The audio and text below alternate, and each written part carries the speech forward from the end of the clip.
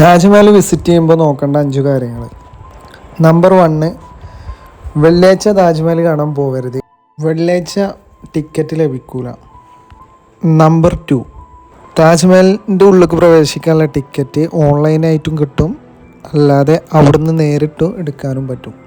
അപ്പോൾ ഓൺലൈനായി ബുക്ക് ചെയ്യുകയാണെന്നുണ്ടെങ്കിൽ നമുക്ക് കുറേ ടൈം വേസ്റ്റ് ചെയ്യാതെ കുറേ ടൈം സ്പെൻഡ് ചെയ്യാൻ പറ്റും.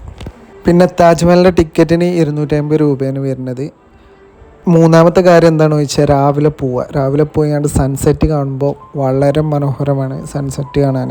അപ്പോൾ രാവിലെ പോവുക. പിന്നെ എന്തെങ്കിലും ഒരു ID പ്രൂഫ് ഒറിജിനൽ കയ്യിൽ വെക്കുക, അതുണ്ടെങ്കിലേ ടിക്കറ്റ് ലഭിക്കുള്ളൂ. നമ്പർ 4, താജ്മഹൽ കാണാൻ പോകുമ്പോൾ ഒരു ഗൈഡിനെയും കൊണ്ട് പോവുക. എന്നാൽ നമുക്ക് അതിനെക്കുറിച്ച് കൂടുതൽ ഡീറ്റെയിൽ ആയി പഠിക്കാനും താജ്മഹൽ ഉണ്ടാക്കാൻ ഉപയോഗിച്ച മെറ്റീരിയൽസിനെ കുറിച്ച് കൂടുതൽ അറിയാനൊക്കെ സാധിക്കും.